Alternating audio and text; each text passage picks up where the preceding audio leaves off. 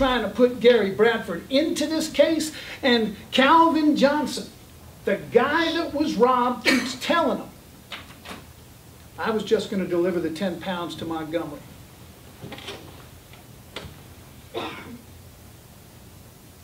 And does he know Red? He says he's met him before, seen him a few times. They ask him, did you deliver the dope to Red? He said no, he was there a couple times in Montgomery when I did deliver it. That's what he's going to tell you. And Gary Bradford is from Montgomery, Alabama, and his grandmother lives on Ridgecrest Road, which is one of the tattoos he has on his back. And they say, that's where he grew up with his grandma.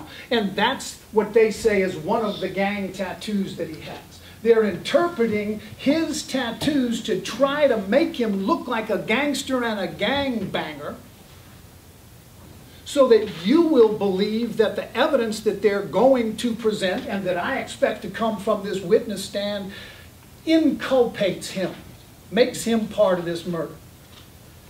I expect the evidence to be that there are phone records, and they're going to track information about phone calls up and down various highways.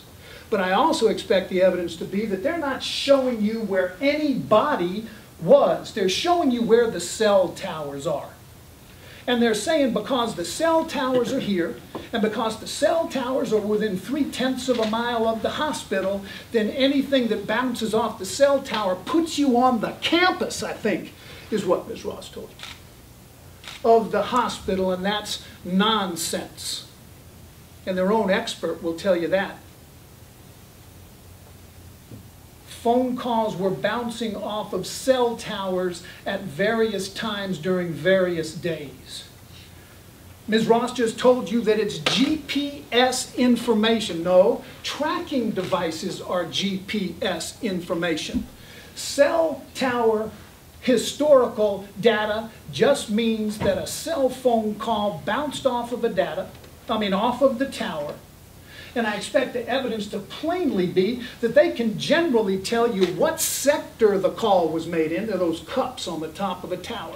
So if this is sector 1 and this is sector 3, they can tell you the way the calls hit the tower, which gives you some indication as to where the calls are coming from.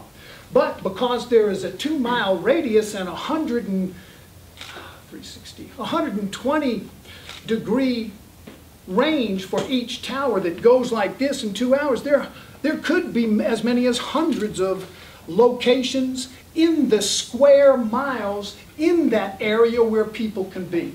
Do we know what Thursday, June the 7th of 2012 was? It's the middle of the conference NBA Finals. And all around the area where these cell towers are allegedly pinging during the time of the playoff games are bars, we'll show them to you, sports bars, places that were having specials to come on in and watch the NBA Finals.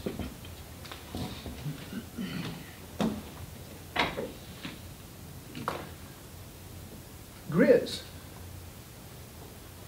had Calvin Johnson going to Montgomery, Alabama. Calvin Johnson will say he got up that morning and headed out.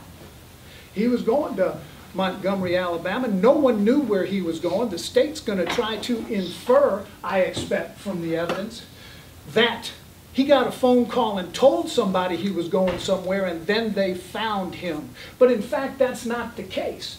Calvin Johnson will tell you that I left my house, I drove down 75 to 85 over towards Metropolitan Parkway. I needed some gas. I pulled up to a gas station, and shortly thereafter some guy comes up with an extended clip and robs me. He doesn't drive up in an Escalade. That's not the way Calvin tells the story. He says the guy robs me, he leaves, and then I see an Escalade leaving. And of course, they make the connection, meaning not Calvin Johnson. Calvin Johnson just calls Grizz. Did you call Red? No, didn't call Red. Tells Grizz that a guy drove off in an Escalade. And then Grizz contacts Manny Chappelle. His trial may be a different day, but Grizz had invested $160,000 into Manny Chappelle's stolen car business. and they were partners.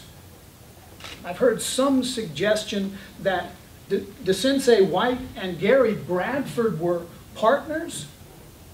Gary Bradford was making $1 million a year, and the delivery of 10 pounds to Montgomery once or twice a month is going to make or break that guy. He's his partner. If Gary Bradford was buying it, it had nothing to do with his deal and fat robbing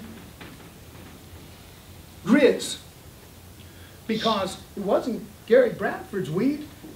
It was DeSensei White's weed. It was Grizz's weed. And if he had to show anybody that he couldn't be robbed, he would have to kill him.